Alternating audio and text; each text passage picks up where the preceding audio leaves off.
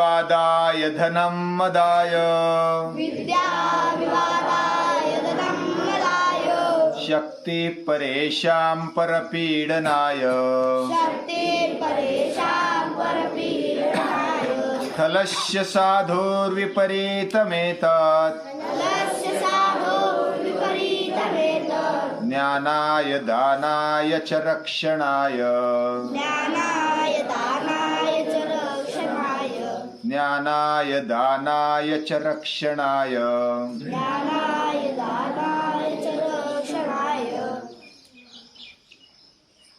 हर कोई जीव, हर कोई प्राणी वह जन्म लेता है, छोटे से बड़ा होता है, उसके जीवन के अंदर शक्ति बढ़ती है, ज्ञान बढ़ता है और कुछ वैभव भी उसको प्राप्त होता है।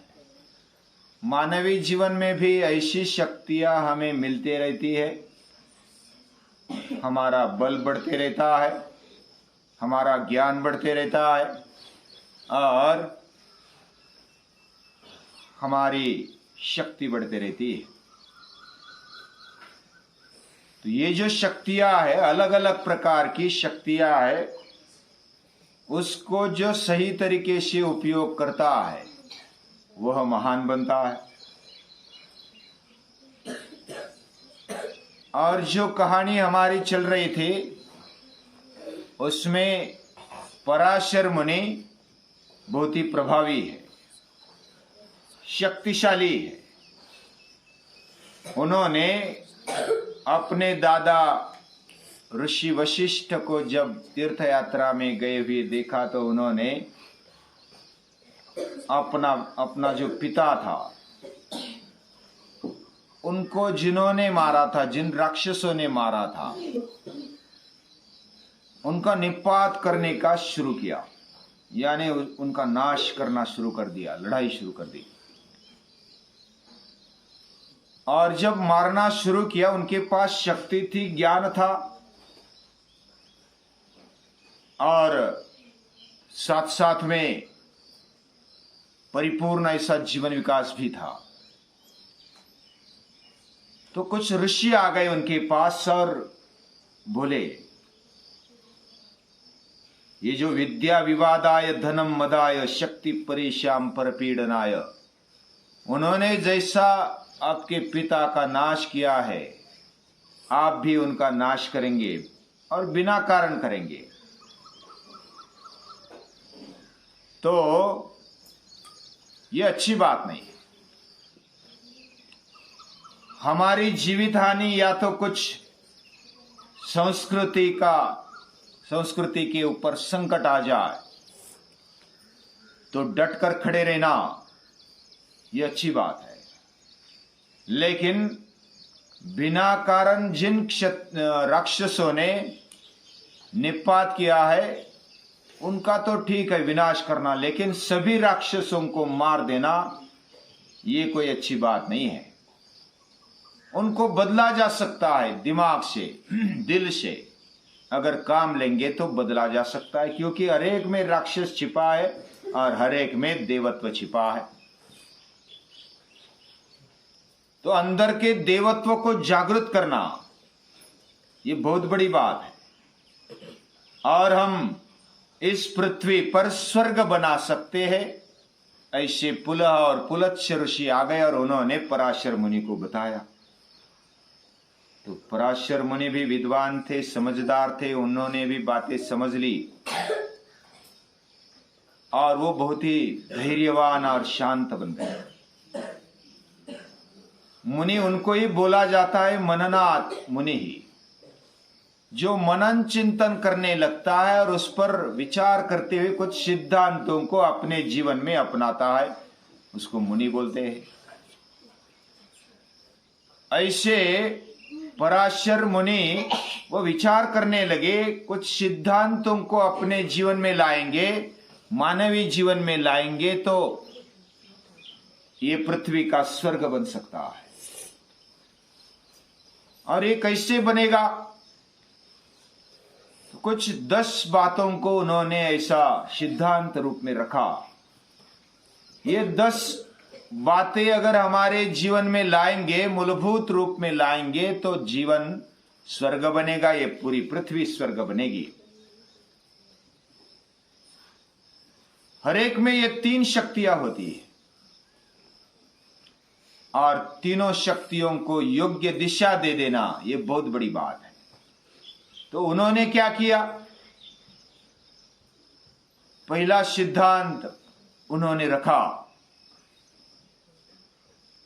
कि मानवीय जीवन वह तात्विक, व्यवहारिक और कौटुंबिक लेवल पर उन्होंने सत्य सिद्धांतों को निश्चित करना चाहिए। हर एक लेवल पर हम जीते हैं तो हमारा जीना केवल ऐसा ही नहीं होता, हम जो कर्म करते उसका परिणाम होता है। हम जिस प्रकार बोलते हैं, जिस प्रकार कार्य करते हैं, जिस प्रकार चलते हैं, सोते हैं, उठते हैं, ये सब व्यवहार, कौटुंबिक व्यवहार और हमारा तात्विक व्यवहार कैसे है, इसके ऊपर हमारा आचरण निश्चित किया जाता है। हमारी आदतें क्या है, उसके ऊपर से हमारा चरित्र बनता है। तो 3 बातें निश्चित होनी चाहिए। एक तो तात्विक, व्यवहारिक और जो कौटुंबिक बातें हैं उनको सत्य सिद्धांत पर निश्चित कर देना, ये बहुत बड़ी बात है। मुझे कितने बजे उठना है, ये निश्चित कर देना चाहिए। मुझे क्या करना है व्यवहार में, ये निश्चित कर देना चाहिए। मुझे अभ्यास करना है, मुझे व्यायाम करना है, मुझे समय पर खाना है, समय पर सोना है, ये व्यवहारिक बातें हैं, इसको निश्चित करना पड़ेगा। और इन सत्य सिद्धांतों को व्रत लेकर अपने जीवन में लाने वाले आदमी खड़ा करना, यह दूसरा सिद्धांत, यह भी खड़ा करना चाहिए। तीसरी बात, हमारे अंदर बुद्धि शक्ति है, हम विचार कर सकते हैं, मनुष्य विचार कर सकता है। वैसे हमारे पास वित्त शक्ति है। और तीसरी बात, हमारे पास शारीरिक शक्ति है। इन सभी शक्तियों को, इनका जो प्रवाह है हमारे जीवन में, उनको सही दिशा देना। जैसे बाढ़ का पानी आता है बारिश में और बहकर चला जाता है, नुकसान कर देता है, नाश कर देता है, ऐसे में इन शक्तियों का योग्य उपयोग नहीं होता। इन शक्तियों को, इन प्रवाह को योग्य दिशा देना, उनको ऐसे तत्वनिष्ठ, व्रतनिष्ठ, जो भी सत्य सिद्धांतों पर चलते हैं, उनकी प्रेरणा रूप बनाना इन शक्तियों को, ये तीसरा सिद्धांत कहा। चौथा सिद्धांत का, हमारा जीवन पुष्ट होना चाहिए।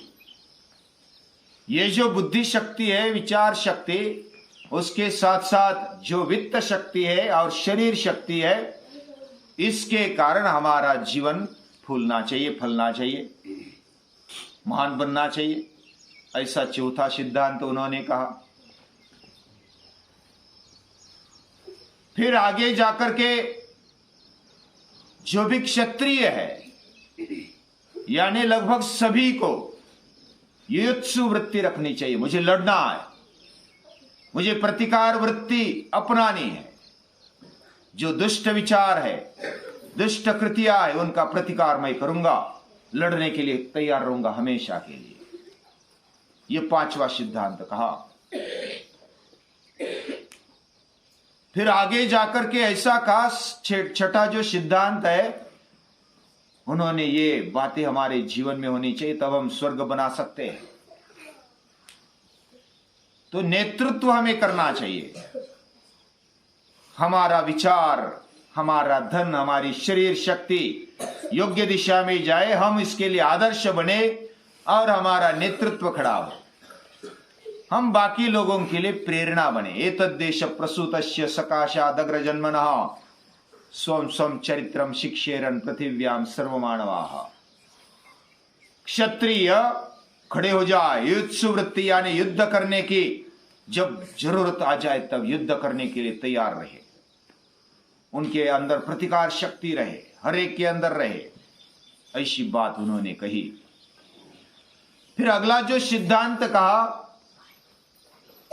कि नेतृत्व खड़ा होना चाहिए, क्षत्रिय खड़े होने चाहिए। नेतृत्व खड़ा होना यह भी बहुत बड़ी बात है, अच्छा योग्य नेतृत्व होना चाहिए। अगली बात कही, केवल योग्य नेतृत्व खड़ा करके नहीं चलेगा, जो स्त्रियां है, महिला है, बच्चियां है, उनको भी बलवान होना चाहिए, उनको अलग शिक्षण मिलना चाहिए। जैसा हमारा जीवन तपस्वी तेजस्वी होना चाहिए, वैसा स्त्रियों का भी जीवन तपस्वी और तेजस्वी होना चाहिए।